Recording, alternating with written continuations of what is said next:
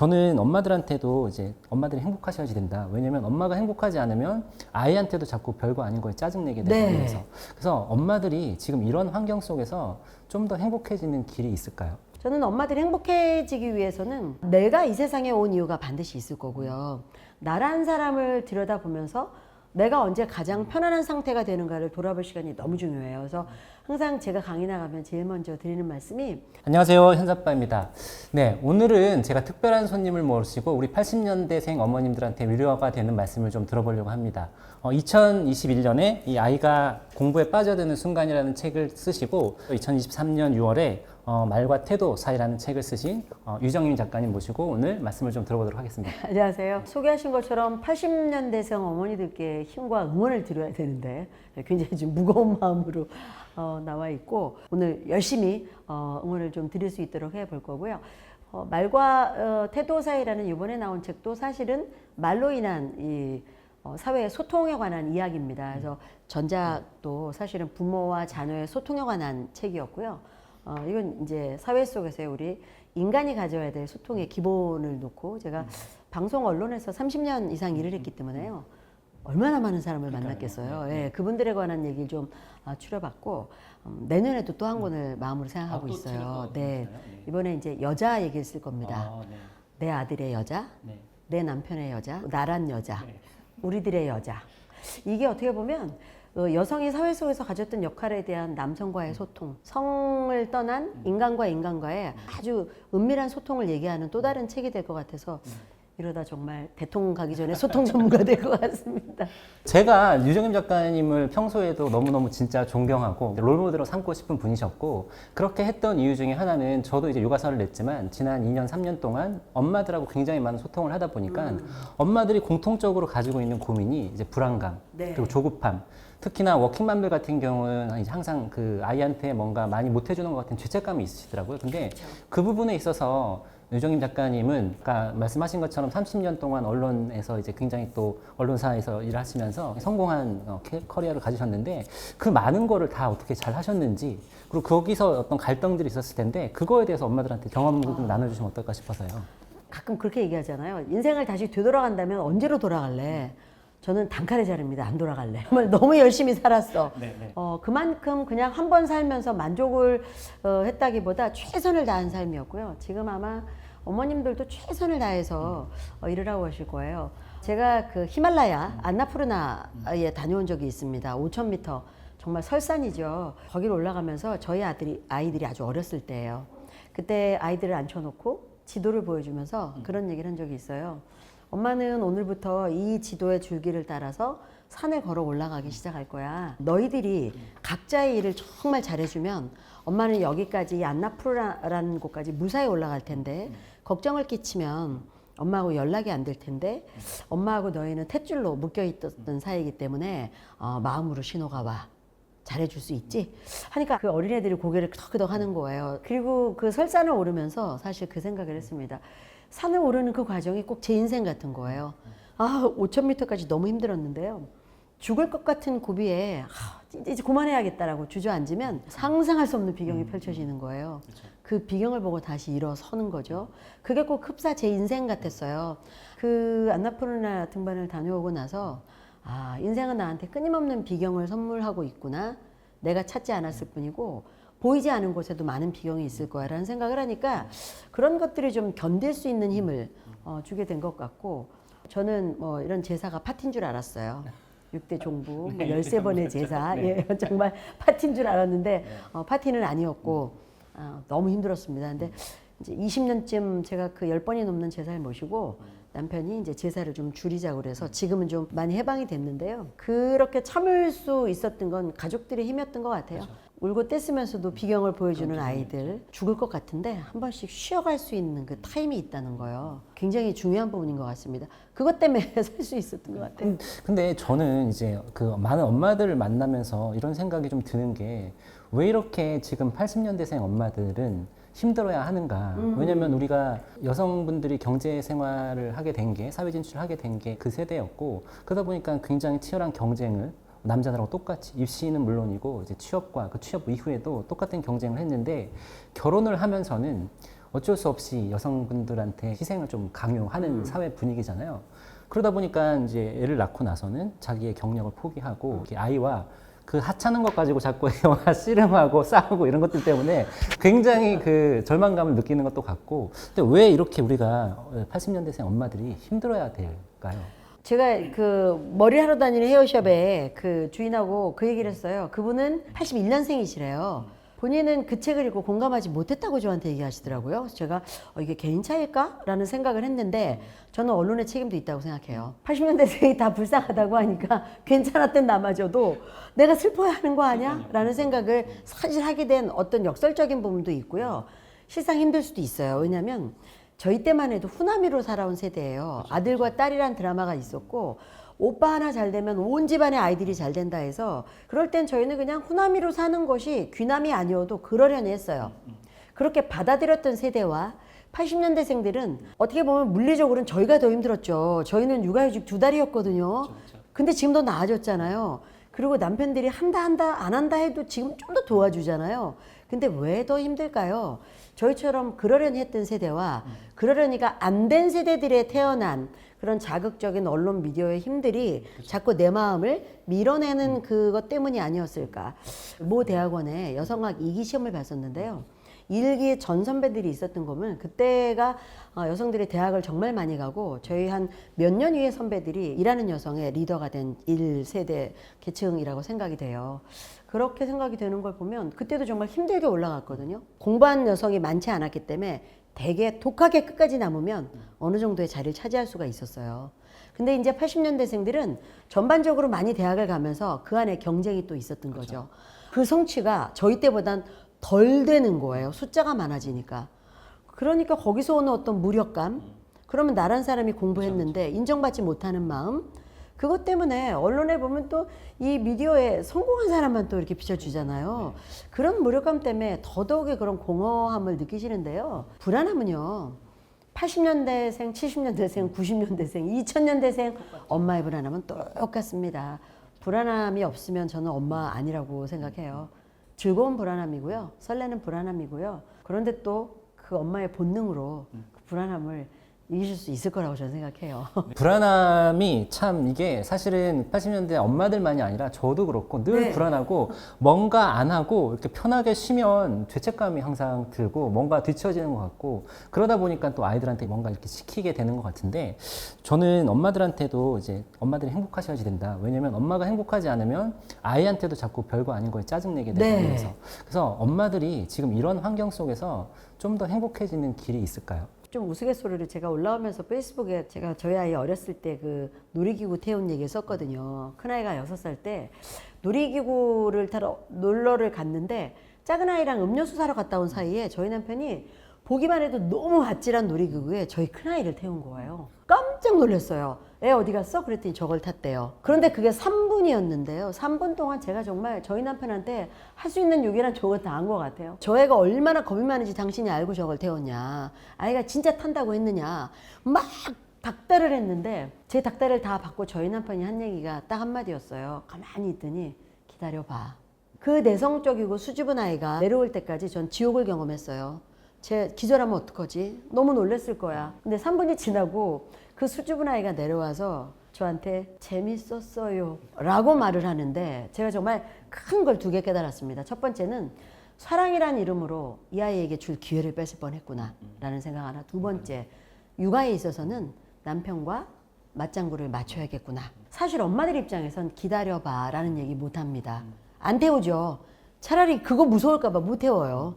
그런데 남편이 있었기 때문에 남자들의 육아는 여자들의 육아하고 조금 결이 달라요. 그 얘기를 했더니 많은 남성분들이 제 그 인스타 글에 너무 막 공감을 하시면서 여성들의 포용력을 기다린다 막 이렇게 글을 올리셨던데 그 불안함도 사실은 이제 그런 것에서 오는 거죠. 여성이 육아를 더 많이 하고 그렇기 때문에 조금 더 책임을 져야 한다는 그 부분이 분명히 있을 거예요. 제가 항상 그 얘기하거든요. 저는 엄마들이 행복해지기 위해서는 내가 이 세상에 온 이유가 반드시 있을 거고요.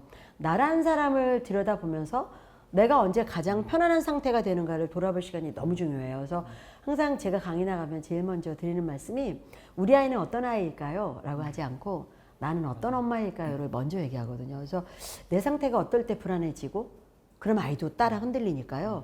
나는 어떨 때 제일 행복하더라? 나를 위한 나만의 오롯한 시간을 쓸 수 있게끔 일부러 배려한다든가 그런 면을 통해서 나 자신이 스스로 위로받고 존엄을 지킬 수 있는 시간을 자꾸 늘리는 건 물리적으로라도 좀 필요한 부분이 있어요. 해야 될 필요가 있다고 생각합니다. 저도 지금 말씀하신 것들을 엄마들을 직접 많이 상대하다 보니까 느끼는 게 저 같은 경우에 이제 영어 교육과 관련된 것들을 커뮤니티가 형성이 되는데 그 안에서 지금 제일 엄마들이 소통이 많이 되는 부분은 인증방이라고 있어요. 네. 거기서 엄마들이 자기가 했던 운동, 자기가 읽고 있는 책을 매일매일 인증하시는데 그런 게 굉장히 그런 게 굉장히 많이 활성화가 되어 있고 그 안에서 엄마들이 더 행복감과 안정감을 느끼시는 것 같더라고요. 되게 외로움도 많으신 것 같고 뭔가 나 자신을 찾는 거에 대해서 굉장히 니즈가 많이 있으신 것 같더라고요. 저는 이제 지금 우리가 사회가 좀 많이 변하고 있는데 거기에 맞게 보니까 90년대생은 그런 게 분명한 것 같더라고요. 네. 여성이나 남성이나 할 얘기 딱 할 수 있는. 딱 구분이 네. 되는데 지금 80년대생이 아까 말씀하신 것처럼 그 중간에 딱 끼어서 약간 혼란스러운 애매하죠. 세대. 그러려니 살았던 우리 세대와 할 말하는 저 세대와 중간에 이러지도 저러지도 못하는 뭐 그런 세대들이라서 일단 자신에 대한 그 믿음이나 신념을 좀 가지시는 게 너무 중요하고요. 이렇게 생각하세요. 나는 우리 아이를 키우는 일에도 최선을 다하고 있다. 아이를 위해서 차선책을 선택하는 엄마는 없습니다. 나는 정말 잘하고 있어 라는 하루에 한 10번쯤 나를 응원하는 멘트를 읊조려 보시는 것도 엄청나게 큰 힘이 됩니다. 그러면 이번에는 회사 생활을 또 오래 하셨으니까 네. 굉장히 많은 워킹맘 후배들이 있으셨을 텐데 많이 상담도 해주시고 그러셨을 것 같아요. 그런 워킹맘 후배들이 주로 어떤 고민을 가지고 있었는지 그리고 그럴 때에 대한 어떤 조언을 주셨는지도 한번 말씀해 주시죠. 제가 그 이제 미국 대사관의 여성 외교관들하고 어떤 좌담회를 할 일이 있었어요. 근데 한 미국 여성 외교관이 저희들한테 그런 얘기를 했어요. 너희들은 회사에서 일하다가 아이가 아파서 학교에서 연락이 왔어. 굉장히 중요한 회의를 네가 주재하고 있었어. 그러면 어떻게 해? 그래서 우리는 참고 회의해. 누군가 대신 가줄 사람을 찾아. 그랬더니 그 외교관이 딱 웃으면서 너희 아직 힘들구나. 우리하고 다른 점이야. 우리는 아이가 아파서 연락이 오면 이 회의를 중지하던 걸 스탑을 하고 아이 학교로 간다. 그 얘기를 듣고 굉장히 제 가슴이 진짜 참 울렁울렁했어요. 이게 한 몇 년 전인데 저도 시속 140km로 시내를 달려본 적도 있어요. 제가 회의를 주도하고 있던 중인데 이제 둘째 아이가 8개월 됐을 때 아주 높은 침대에 아이를 눕혀놓고 아주머님이 쓰레기 버리러 나가셨는데 큰애랑 나오다 문이 닫힌 거예요. 열쇠가 없었던 상태에서 잠자던 아이가 한 번만 구르면 침대 밑으로 떨어지니까 아주머니 전화를 하셨는데 제가 받을 수가 없었어요. 몇 번을 끊었는데 아주 위급 상황이니까 문자가 왔더라고요. 그런데 제가 이 많은 사람을 놓고 제가 잠시 집에 아이 침대를 좀 다녀오겠습니다. 이럴 수가 없었어요. 한국적인 현실. 그러고 갔다면 뒷말이 많았을 거예요. 이래서 아줌마 직원은 안 돼. 그리고 주제를 더 했던 17분의 회의가 너무너무 막 몇 시간처럼 느껴졌죠. 회의를 끝내자마자 시내에서 140km 밟았다면 거짓말처럼 빠른 속도입니다. 아마 160이었을지도 모르겠어요. 왔는데 다행히 아이가 구르진 않았고 또 어느 날 출장을 가잖아요. 엄마 내일 출장 가 라고 하면 출장 가서 헤어지는 걸로만 끝나는데 저는 그런 기회를 많이 활용했어요. 엄마는 내일 출장을 가는데 엄마랑 출장 같이 가고 싶은 사람 아마 애들이 난리가 나요. 저요. 그러면 엄마하고 출장 가면 어떤 점이 좋을지 7가지만 생각해서 오늘 편지를 써주세요. 엄마가 그걸 보고 회사에 가서 꼭 필요하면 출장을 데려갈 거야. 들어갈 생각 없어요. 이러는데 어떻게 데려가겠어요. 단 아이들이 저하고 잠시 헤어지는 것을 감정을 상쇄할 수 있는 기회로 이용하는 거죠. 정말 상상할 수 없는 이유들이 나와요. 저는 논술의 첫 교육도 그거라고 생각했어요. 우리가 같이 가면 엄마가 삶은 계란을 혼자 먹지 않아도 된다. 상상도 할 수 없죠. 할머니에게 우리를 맡길 수도 있다. 뭐 별별 것이 다 나오고요. 엄마가 혼자 점심을 먹지 않아도 된다. 그래서 제가 저녁에 그 종이를 놓고 아이들하고 얘기해요. 엄마 이번엔 다른 사람들하고 점심 먹을 거라 이 항목은 해당이 안 되는데 어떡하지? 저하고 얘기할 시간을 갖고 아이들은 상상하면서 엄마의 출장을 생각해 볼 시간을 갖고 저는 그 시간을 생각을 나누면서 이유를 만들어내는 글쓰기의 시간으로 활용하고 그래서 주어진 워킹맘의 시간을 최대한 활용했어요. 네, 그래서 그 워킹맘이신 분들 아이와 오랜 시간 못 있어준다고 해서 죄책감을 가지시거나 미안해하지 마시고 지금 유정임 작가님 같은 경우도 할 일 다 하시면서 두 아들을 서울대 뭐 카이스트 이렇게 다 보내셨잖아요. 그래서 엄마들이 우선 내가 좀 행복해지는 그런 방향으로 잘 가보시면 좋겠다는 말씀을 좀 드리면서 네. 다음 질문으로 또 넘어가 보도록 하겠습니다. 유정임 작가님 같은 경우는 이제 두 아들을 키우면서 특히 특히 지금 저희 채널 같은 경우는 취약전 그리고 네. 이제 초등학교 부모님들이 많이 계신데 이분들이 가장 중요하게 여겨야 될 게 뭐라고 생각하시는지 좀. 딱 한 줄로 정리할게요. 남편하고 사랑해서 결혼하셨죠. 우리는 데이트했을 때 그 짜릿함도 알고 있거든요. 애들하고 데이트하세요. 절대 돌아오지 않는 시간이 있어요. 그러니까 제가 지금 저희 아들들하고 밥을 먹고 이러면서 항상 어느 분들께도 제가 그렇게 얘기를 해요. 곧 여자친구가 생기면 나에게 주어진 시간이 사라진다. 나는 소을 놓을 것이기 때문에 그 전까지 제한된 시간을 즐긴다. 아이들이 초등에 다니고 유초등 때는요, 정말 짜릿하게 연애하십시오. 연애할 때 남편의 얼굴을 보는 것만으로도 너무 행복했잖아요.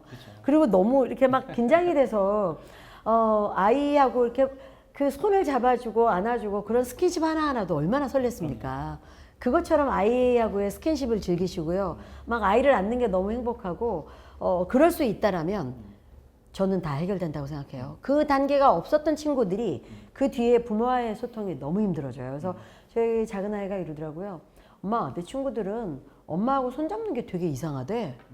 왜 이상하지? 그때 제가 그 말을 듣고 생각해 봤어요. 왜 이상할까요? 경험이 없어서 그래요. 남학생이라고 엄마하고 손잡는 게 싫지 않아요. 물론 사춘기에 가끔 그럴 수는 있지만요. 스킨십으로 키워준 아이들은 이 스킨십이 전혀 낯설지 않거든요. 그래서 사춘기의 잠시적인 외도만 빼고는 아주 부대끼는 것들이 자연스러운 아이들은 저는 충분히 가능하다고 생각하고 저희 큰애도 키가 184인데 지금도 이렇게 헤어지려 그러면 볼을 내밀어요. 엄마 안녕히 가세요. 그럼 제가 볼에다 이렇게 인사해 주거든요. 그래서 그런 스킨십은 보이지 않는 하나의 언어라고 생각을 하거든요. 그래서 그때는 아이들하고 진하게 데이트하듯이 놀아주는 것이 저는 정말 중요하다고 생각하고요. 시간 대비 이게 투자에 대한 질적인 밀도를 굉장히 높이셔야 돼요. 그러니까 아무래도 일하는 엄마들이 전업 엄마들보다 놀아주는 그 물리적인 양이 작잖아요. 그걸 어떻게 이기겠어요? 그러면 전업 어머니들은 얼마나 노력하시는데요. 그래서 그거를 줄이시려면은 일단 10년 말씀드렸잖아요. 그냥 간 쓸게 빼듯이 집에서 아이들하고 놀이 모드 할 때는 다른 모드는 다 버리고요. 이 시간 얘하고 정말 몰입하겠다. 진심으로 하는 그게 있거든요. 그래서 같이 있는 그 시간은 아주 몰입해서 밀도 있게 하시면 아이하고 소통이 진할 수 있고요. 오랜 시간 있어도 짜증나고 부딪히는 경우 있잖아요. 그래서 그 부분이 있기 때문에 저는 유초등 때는 무엇을 해도 엄마하고의 굉장히 강한 밀접한 소통이 중요하다고 생각을 해요. 체험형으로 놀이를 가도 수학 학원보다 블럭으로 1, 2, 3 세가면서 놀듯이요. 같이 할 수 있는 것들을 많이 하는 게 좋을 거라고 생각합니다. 근데 저는 이렇게 지금 유정인 작가님도 이렇게 말씀하시고 진짜로 아이들을 잘 키우신 부모님들이 이런 말씀들을 많이 하시는데 정작 엄마들은 입시를 준비하는 것 때문에 선행을 자꾸 하게 되는 것 같은데 이런 부분이 너무 안타깝더라고요. 저는 이제 아이들을 다 키웠잖아요. 그래서 제가 역추적을 요즘 해봐요. 우리 아이 초등학교 때 동네를 떠들썩하게 했던 그 아이는 과연 지금 어떻게 돼 있을까? 중학교 때 강원도에 있는 어느 학교를 가겠다고 저희 아이도 영어하고 캠프하고 막 이랬거든요. 그래서 그때 그 당시에 그 학교를 가기 위해서 토플을 만점을 받았던 동네를 시끄럽게 했던 그 여학생은 어떻게 돼 있을까? 요즘 이 아이들이 다 대학을 가고 했으니까 만나면 제가 이렇게 물어봐요. 정말 재미있는 현상이요. 그렇게 노력했으면 다 잘 돼야 되잖아요. 자, 탑이 여기 있다고 치면요. 여기까지 온 애들은 그렇게 열심히 노력했던 아이들 중에 있는 것은 맞습니다. 이렇게 피라미드처럼 모여와요. 저기 있는 아이가 여기 오지는 않는다고 저는 생각해요. 그만큼 그 관심은 중요하죠. 그런데 이 관심의 영역에 있던 아이들이 다 들어오지 않고 줄여 들어가잖아요. 튕겨져 나가기도 하고요. 너무 과한 아이들이 중간에 울퉁불퉁 오면서 망그러진 경우를 정말 많이 보는데요. 그때가 바로 말씀하신 너무 빠른 그 걱정 때문이에요. 너무 질리게 학습을 시켰다거나 말씀드린 그 영어를 정말 잘했던 아이는 고등에 가서 뒤늦은 사춘기가 오면서 엄마하고 대립각을 너무 세우면서 결국은 어머님이 그냥 다 포기하시고 어머님이 직장을 가지셨더라고요. 그런데 저는 어떻게 생각하냐면 그 친구가 그래서 지방에 뭐 대학을 갔어요. 그래도 공 들여온 거가 있기 때문에 삐뚤어지지 않고 자기 길을 탐색하고 있대요. 저는 지금이 시작일 거라고 봐요. 시작이 다 똑같아야 될 이유가 없거든요. 엊그저께 제가 밥 먹으면서 저희 아이하고도 그 얘기를 했어요. 공부가 제일 쉬웠던 것 같아요, 엄마. 맞아. 왜냐면 공부는 단순 비교 지수로 놓고 경쟁할 수 있었기 때문에 누가 잘한다 못한다가 눈에 보이죠. 그러면 얘는 되겠네 안 되겠네가 눈에 보여요. 그런데 대학을 딱 들어오고 나면 아이들이 똑같은 목표를 놓고 사는 게 아니에요. 직업도 수천 수백만 가지죠. 어떤 비교 지표를 놓고 비교할 겁니까? 되지 않거든요. 이제부터 비교 대상은 어제의 너야. 내가 이 목표가 맞을까? 똑같은 목표도 다 결이 다르잖아요. 그래서 저는 그런 생각을 하면 우리가 지금 갖고 있는 생각들이 이제 이렇게 세월이 흐르고 나서 보니까 엄마들이 원했던 대로 갔음에도 불구하고 되돌아 나오는 아이도 있고요. 제일 좋은 건 뭐 자기가 원했는데 잘하기까지 했어. 뭐 이건 정말 소설 같은 얘기지만 그래도 아이가 할 수 있는 걸 밀어준 분들이 실패를 해도 돌아오는 회복 탄력성이 굉장히 강했다는 거예요. 그게 아주 강점이었다는 걸 말씀을 드리고 싶어요. 엄마가 생각하는 성공을 갔어도요. 요즘 아이들은 아니라면 박차고 나옵니다. 우리 땐 그냥 했거든요. 원망 듣고 사실 수 있기 때문에 정말 유념하셔야 돼서요. 그 비율로 보면 절반이었던 것 같아요. 구도대로 간 친구들 절반, 그렇지 않은 친구들 절반. 하지만 그렇지 않았다고 해서 이 친구들이 출발이 늦었다고 해서 아닌 건 아니고요. 그럼 그대로 갔다고 해서 다 성공일까요? 그것도 아니라는 겁니다.